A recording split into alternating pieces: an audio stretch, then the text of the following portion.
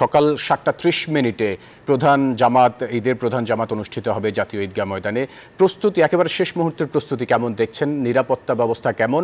আর city কর্পোরেশনের পক্ষ থেকে কোনো নির্দেশনা আছে কিনা মুসল্লিদের জন্য? ধন্যবাদ আপনাকে। ঈদ জামাতের এই জাতীয় ঈদগাহ ময়দানের সমস্ত প্রস্তুতি সম্পন্ন করা হয়েছে এমনটি বলা যায়। কিছু কাজ এখন চলছে এবং নিরাপত্তা ব্যবস্থা নিয়ে আপনি যেমনটি বলেছিলেন, সকাল 11:15টার সময় এখানে নিরাপত্তা ব্যবস্থা পরিদর্শন করেছেন ডিএমপি কমিশনার সাজ্জাদ আলী। তিনি যেমনটি বলেছেন যে জাতীয় ঈদগাহ সহ রাজধানীতে যে 118টি জায়গায় ঈদের জামাত অনুষ্ঠিত হবে, প্রত্যেকটি জায়গায় নিরাপত্তা ব্যবস্থা জোরদার করা হয়েছে এবং সর্বোচ্চ নিরাপত্তা ব্যবস্থা গ্রহণ করা হয়েছে।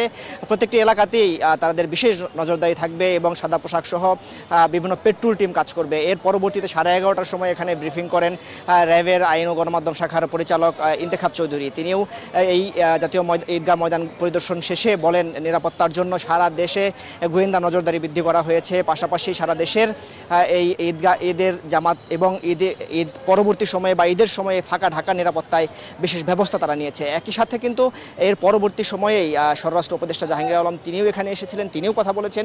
তিনি বলেছেন যে ঈদের জামাতকে কেন্দ্র করে বা এই ঈদ কেন্দ্র করে শতভাগ নিশ্চিত তিনি নিরাপত্তার কোনো ঘাটতি হবে না এবং নিরাপত্তার কোনো হুমকি নেই, এমনটি তিনি জানিয়েছেন। সবাইকে নির্বিঘ্নে ঈদ পালনের আহ্বান জানিয়েছেন এবং এর পরবর্তী সময়েই কিন্তু এখানে এসেছিলেন বিএনপি নেতা ইশরাক হোসেন। আপনারা জানেন এর আগে গতকাল এখানে এই দক্ষিণ সিটি কর্পোরেশনের প্রশাসক তিনিও কথা বলেছেন। তিনি যেমনটি বলেছেন 12 ঘন্টার মধ্যে সম্পূর্ণ দক্ষিণ সিটির বর্জ্য অপসারণ করবেন। একই সাথে আজকেও কিন্তু ইশরাক হোসেন ও ইঞ্জিনিয়ার ইশরাক হোসেন বলেছেন তিনিও দলীয় নেতাকর্মীদের নিয়ে এই বর্জ্য অপসারণে তিনি কাজ করবেন, সর্বোচ্চ চেষ্টা করবেন এবং সার্বিক ব্যবস্থাপনা নিয়ে এই নিরাপত্তা নিয়েও তিনি সন্তুষ্টি প্রকাশ করেছেন। তো সব মিলিয়ে যদি বলি, জাতীয় ঈদগাহে যে সকাল 7:30টায় প্রধান জামাত অনুষ্ঠিত হবে সেটি ঘিরে যাবতীয় প্রস্তুতি শেষ এবং প্রধান জামাত যদি এখানে পরিবেশ অনুকূলে না থাকে তাহলে জাতীয় মসজিদ বাইতুল মোকাররম অনুষ্ঠিত হবে সকাল 8টায়, তার প্রস্তুতিও শেষ হয়েছে এবং একই নিরাপত্তা ব্যবস্থা থাকবে জাতীয় মসজিদ বাইতুল মোকাররমে।